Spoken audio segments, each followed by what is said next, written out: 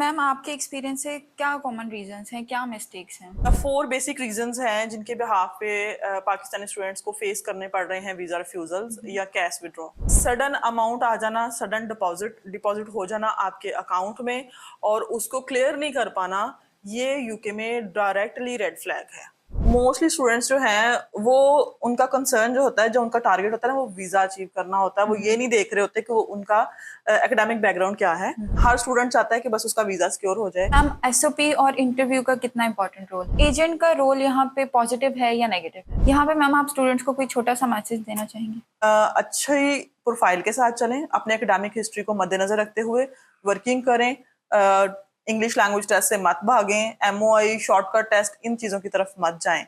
सो ये मेरा एक मैसेज है।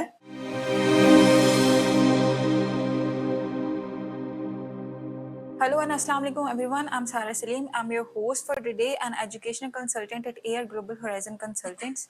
UK student visa refusals are increasing day by day. Students बहुत confused हैं और parents बहुत परेशान हैं और हर कोई पूछ रहा है कि क्या यूके बंद हो गया है। इसी टॉपिक के बारे में आज हम बात करेंगे और आज हमारे साथ मौजूद हैं हमारी branch manager miss Uzma. Welcome ma'am. Thank you Sara, thank you so much and अस्सलाम वालेकुम टू यू ऑल। कैसे हैं आप सब? Thank you for inviting me Sara on this very important topic. आजकल का ये सेंसिटिव इशू है जो कि तकरीबन 70 से 80% स्टूडेंट जो है वो फेस कर रहे हैं। सबसे पहले मैं ये क्लियर करती चलूँ कि यूके जो है वो पाकिस्तानी स्टूडेंट्स के लिए बंद नहीं हुआ। हाँ, एक चीज़ है कि वीक, फेक और अनप्रिपेयर्ड प्रोफाइल्स के लिए जो है वो सिस्टम थोड़ा स्ट्रिक्ट हो गया है। जी मैम, आपके एक्सपीरियंस से क्या कॉमन रीजंस हैं, क्या मिस्टेक्स हैं? डेफिनेटली सारा सिस्टम जो है वो यूं ही क्वालिटी चेक्स पे नहीं गया। इसकी कुछ रीजंस हैं जो कि मोस्टली फेस की इमिग्रेशन ऑफिसर्स ने, जिसके बिहाफ पे उन्होंने कुछ चेंजेस किए।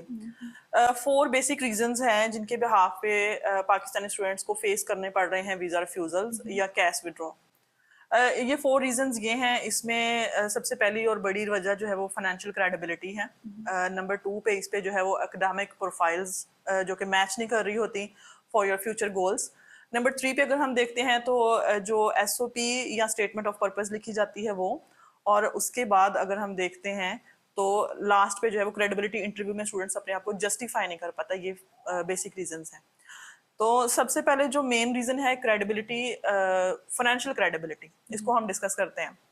एक्चुअली फाइनेंशियल क्रेडिबिलिटी क्या है कि स्टूडेंट सडनली पैसे का अरेंज तो कर लेता है। वो फॉरन जो है वो अपने अकाउंट में ट्रांजैक्शंस करवा के जो है वो स्टेटमेंट शो करता है, बट उस फाइनेंस को या उस अमाउंट को जो है वो एक्सप्लेन नहीं कर पाता वीजा ऑफिसर के सामने। जी इन यूके सडन अमाउंट आ जाना, सडन डिपॉजिट डिपॉजिट हो जाना आपके अकाउंट में और उसको क्लियर नहीं कर पाना, ये यूके में डायरेक्टली रेड फ्लैग है। ये एक बहुत बड़ी रीजन है for visa refusals. Okay ma'am, academic background का रोल कितना होता है? डेफिनेटली सारा, एक्चुअली एकेडमिक बैकग्राउंड जो है वो वीजा रिफ्यूजल्स में कैसे रीज़न बनता है। मेन रीज़न इसकी ये आती है कि मोस्टली स्टूडेंट्स जो हैं वो, उनका कंसर्न जो होता है, जो उनका टारगेट होता है ना, वो वीज़ा अचीव करना होता है। वो ये नहीं देख रहे होते कि वो उनका एकेडमिक बैकग्राउंड क्या है, वो फ्यूचर किस में अप्लाई करना चाह रहे हैं। हर स्टूडेंट चाहता है कि बस उसका वीज़ा सिक्योर हो जाए, उसका कोर्स मैच कर रहा है उसकी प्रीवियस स्टडी से या नहीं मैच कर रहा, वो इस चीज़ पे कंसर्न नहीं देता। ये एक सेकेंड बिग रीज़न है। एब्सोल्युटली। ओके मैम, एसओपी और इंटरव्यू का कितना इंपॉर्टेंट रोल है? हाँ जी, एसओपी और इंटरव्यू। अब एक्चुअली इंटरव्यू जो है वो तो बाद की बात है, पहले एसओपी आती है जो कि डॉक्यूमेंट्स के साथ स्टूडेंट जो है वो सबमिट करता है यूनिवर्सिटी के एप्लीकेशंस के साथ। अब उसने प्रीवियस जो है वो कोर्स डिफरेंट था, फ्यूचर में उसने जो जिस कोर्स में वो जा रहा है वो उसने डिफरेंट चूज किया है। उसकी बिहाफ पे जो आपका काउंसलर है या एडमिशन ऑफिसर है, उसने अपने तरीके से जस्टिफाई कर दिया एसओपी में या स्टेटमेंट ऑफ पर्पस में, जो कि आपके साथ डिस्कस नहीं किया गया या फिर वो आपके साथ शेयर नहीं किया गया। आपको पता ही नहीं है कि वो आपकी जो स्ट्रीम लाइन बनाई गई वो किस बेस पे बनाई गई, आपके बैकग्राउंड को आपके फ्यूचर के साथ मैच कैसे किया गया। आप उससे अवेयर नहीं है, और जब आपको वो स्क्रिप्ट दिया जाता है या वो एक प्लान चीज दी जाती है, आप उसको क्लियरली जस्टिफाई नहीं कर पाते। तो दैट्स द रीजन कि आपको इंटरव्यू में हेजिटेशन होती है, क्योंकि आपको पता ही नहीं है कि आपका एसओपी किस तरीके से गया। और वीजा इमिग्रेशन जो होते हैं या इमिग्रेशन ऑफिसर्स जो होते हैं, इनको जस्ट 2 और 3 मिनट्स लगते हैं ये जज करने में कि आया स्टूडेंट जेन्युइन है या नहीं है। वो आपका फ्यूचर प्लान, आपके एकेडमिक बैकग्राउंड और आपकी रीजन टू चूज यूके, इन 3 क्वेश्चंस पे आपको मेनली रिजेक्ट करते हैं जब आप उसको जस्टिफाई नहीं कर पाते। Absolutely ma'am. एजेंट का रोल यहाँ पे पॉजिटिव है या नेगेटिव है? ये बड़ा इंपॉर्टेंट क्वेश्चन है सारा। एजेंट का रोल एक्चुअली पॉजिटिव भी है, और अगर हम वीजा रिफ्यूजल्स के बारे में देखें तो जो अनट्रेन्ड एजेंट्स हैं या जो काउंसलर हैं, वीजा रिफ्यूजल्स का हाई रेशियो जो है वो उसके पीछे जो बैक पे जो सबसे मेन चीज है ना, वो शायद अनट्रेन्ड एजेंट्स और काउंसलर ही हैं। क्योंकि हम हर स्टूडेंट को डन कर रहे हैं, क्योंकि हम उसका वीजा सिक्योर करना चाह रहे हैं। हम ये नहीं देख रहे कि वो उसके बैकग्राउंड पे क्या चीजें चल रही हैं, आया स्टूडेंट एलिजिबल है। डन बेस पर टेस्ट, ऑनलाइन टेस्ट, हर चीज हम उसको सजेस्ट करते हैं, हर एक शॉर्टकट की तरफ जाते हैं, जिसकी बिहाफ पे स्टूडेंट जो है वो ओवर कॉन्फिडेंट होता है, वो सर्चिंग नहीं करता, वेबसाइट सर्च नहीं करता, ही डोंट इवन नो कि वो कौन सी यूनिवर्सिटी में जा रहा है, वो जो कोर्स पढ़ रहा है उसके पर्पसेस क्या हैं, क्योंकि उसको जो एजेंट या इमिग्रेशन जो सॉरी काउंसलर है उसका, वो उसको क्लियरली कर ही नहीं पा रहा और वो उसके साथ चीजें एक्सप्लेन ही नहीं कर पा रहा, जिसकी बिहाफ पे जो है वो स्टूडेंट उतना कॉन्फिडेंटली उसको एक्सप्लेन नहीं कर पाता, क्योंकि स्टूडेंट ने खुद नहीं अप्लाई किया होता और वो खुद इन चीजों के साथ कनेक्ट नहीं रहा होता। सो यहाँ पे मैं बेसिक रीजन जो है वो काउंसलर को भी कह सकती हूँ, क्योंकि काउंसलर जो हैं वो प्रॉपरली गाइड नहीं करते अपने स्टूडेंट्स को। So that's why counsellor also a big reason for the high visa refusals. लेकिन नो डाउट इसमें जो अच्छा काम करने वाले लोग हैं हम उनको डिनाई नहीं कर सकते। बहुत से ऐसे काउंसलर्स हैं या एजेंट्स हैं जो कि बहुत ज़बरदस्त प्रोफाइल पे वर्किंग करते हैं, स्टूडेंट को उस लेवल पर ट्रेंड करते हैं और फिर आगे उसको जो है वो प्रोफाइल को पेश करते हैं या आगे अप्लाई करते हैं। सो नो डाउट हम अप्रिशिएट करते हैं जो अपना वर्क को सिंसियरली लेके चल रहे हैं, बट जो फेक एजेंट्स जो हैं उनसे थोड़ा सा बचें।